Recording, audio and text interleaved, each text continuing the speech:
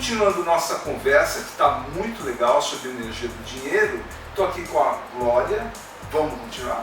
Vamos lá! Do jeito que está a sociedade como um todo, no mundo inteiro, no Brasil, essa sociedade de consumo, vamos dizer assim, produz muita poluição, muito lixo. Inclusive, a gente pode falar até em lixo humano. É só andar pelas ruas de São Paulo que você vai ver aquela miséria toda. Pessoas, é um verdadeiro lixo humano. Então, e esse modelo? Será que tem outro modelo? Porque esse modelo produz coisas horríveis, né? Insustentáveis. Você que fala em negócio sustentável, como seria alguma coisa sustentável? Porque isso é insustentável que está acontecendo. Poluição, desequilíbrio ecológico, é insustentável, né?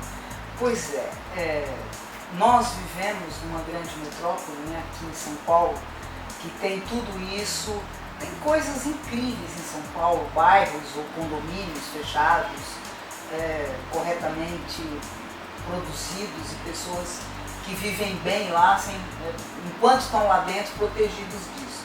Mas eu tive a oportunidade, numa dessas viagens, de olhar o que está se fazendo. Primeiro eu estudo tudo, olho, hoje em dia a internet permite isso, me comunico, e já fui 3 vezes. A primeira vez em 2006, depois 2009, o ano passado 2013.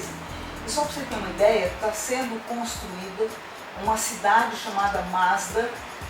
Masdar fica em Abu Dhabi, que é a capital do Emirado Árabe, com o dinheiro dos petrodólares e com conhecimento de toda a humanidade, dos melhores, foram chamados os melhores arquitetos do mundo, os melhores engenheiros do mundo, 3 grandes universidades, o MIT, Sorbonne e Oxford da Inglaterra, você vê 3 lugares.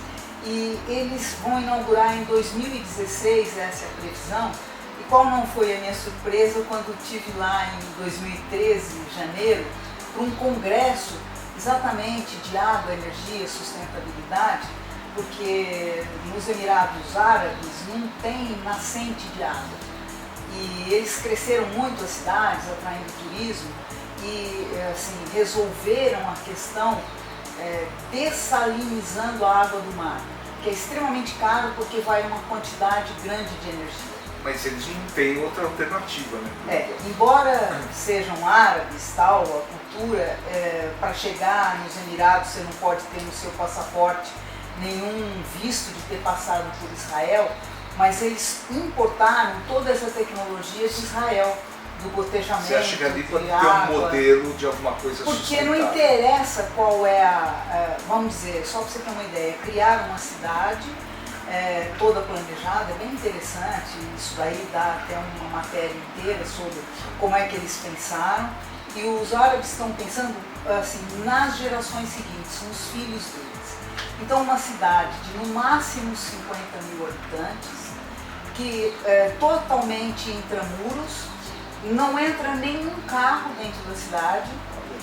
Eu tive a oportunidade de andar lá, já está um carro sem motorista e sem nada, que circula. Então, carbono zero.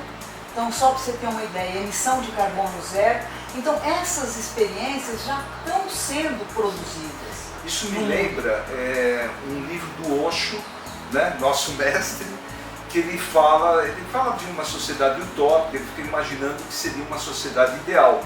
E segundo ele, na sociedade ideal você não teria megalópolis, muita gente se acumulando num lugar só, porque é fundamental que as pessoas se conheçam, que olhem nos olhos, né? Então andem a pé. Ele imagina cidades exatamente até 50 mil pessoas, no jeito dele utópico de pensar.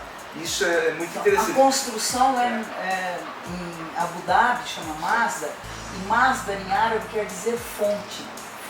Então, no verão eles têm mais de 50 graus de calor. Eu nunca fui lá no verão, sempre vou dezembro, janeiro, que é o inverno deles, que é uma temperatura adorável, 23, 25 graus.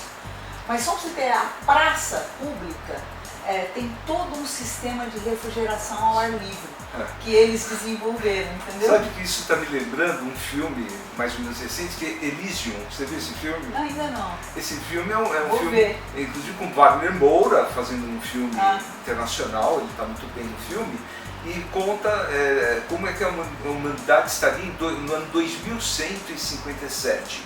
E eu estou falando de hoje, 2014. Então, mas nessa ficção, eles imaginaram que se criasse um satélite fora da Terra, mais ou menos desse jeito, tudo muito perfeito. Problema do filme, é o conflito do filme. Somente 1% da humanidade mora em Elysium e 99% continua na Terra com muito mais poluição, de uma forma muito ruim. Então a próxima pergunta que eu tenho para te fazer é... Você vê, saídas tem, agora não sei se para todos. Né? Dá para todo mundo ser rico ou se para ter alguns ricos precisa ter muito pobre? Como é que você vê? Você pensa nisso? É uma questão assim, também recorrente, vale a pena. Se a gente olhar historicamente, sempre houve poucos ricos com uma multidão de pobres. História. Por quê? A riqueza era baseada em questões da terra. Quem era rico? Quem era dono da terra, quem tinha ouro, quem tinha produtos da terra. Então, como a terra é limitada, os donos sempre foram os reis e tal, e tinham seus súditos. Mas nós chegamos no século XXI que tudo isso precisa ser refeito. E aí é o meu trabalho com essa geração jovem, a partir da geração Y e as seguintes, porque a tecnologia se desenvolveu de tal forma que, se você imaginar, já de algum tempo, o homem mais rico do mundo voltou a ser o Bill Gates e a tecnologia. O jovem mais rico do mundo é o Mark Zuckerberg, ele não é dono de um pedaço de terra. Ele pode ser, mas não é isso que gera a riqueza dele. A próxima pergunta é assim, o que é mesmo ser rico, né? Então, ser rico ou pobre está associado a ter mais ou menos, voltando à questão do ter, né? Na tua concepção, o que é ser rico? O que é ser pobre? Dá para mudar essa concepção? Porque historicamente está associado a propriedades, né? A ter propriedades. Mas, na tua concepção, o que é ser rico? Eu vivo perguntando isso para os meus clientes, de todas as classes sociais. E a reflexão mais forte que eu fiz recentemente, com a história dos rolezinhos, me levou a uma nova dimensão. Porque esses jovens, adolescentes, cujos pais eram da base da pirâmide, com essa classe pobre e emergente virando classe média, média baixa, média média, esses garotos com a capacidade de comprar as camisetas de marca, os tênis de marca. Tênis de R$1.000 que nem eu compro. O fio, eles tiram o plástico da vassoura e põem nos dentes para imitar ortodontia dos ricos. E ir nos shoppings, não sabem nem se comportar, mas estão indo lá e criam. Então, veja você, eles se sentem o máximo na internet. E quem trabalha com comunicação está dando uma atenção enorme para eles, tanto na linha do marketing quanto vem aí eleição. Mas eles fazem uma linha da ostentação, né, Glória? Quando a gente compara o ter e o ser, riqueza é aquilo que a pessoa sente. Então, já tive a oportunidade de andar em cidades do interior com pessoas que moram numa casinha no meio do mato, a estrada, não tem nem asfalto, mas a pessoa tem uma felicidade, tem tudo que ela quer e não é nada de consumismo. E se sente a pessoa mais rica do mundo, não quer sair de lá. Quer dizer, é o que não é tanto por ter o mais ou menos dinheiro, mas o que o dinheiro representa para cada pessoa. Exatamente. Então, estes jovens que eu falei do rolezinho com os quais eu estou aprendendo, a felicidade deles e a sensação de pertencer a uma classe que eles estão pertencendo agora, na cabeça deles, eles não estão sendo aceitos. Os shoppings ainda não deixam eles entrarem em quantidade, porque não é assim que vai ao shopping, mas de usar as roupas, o dente, mesmo que seja com fio de plástico de vassoura, que não é o serviço de ortodontia, mas o que eles sentem é uma sensação de riqueza e de poder, de pertencer.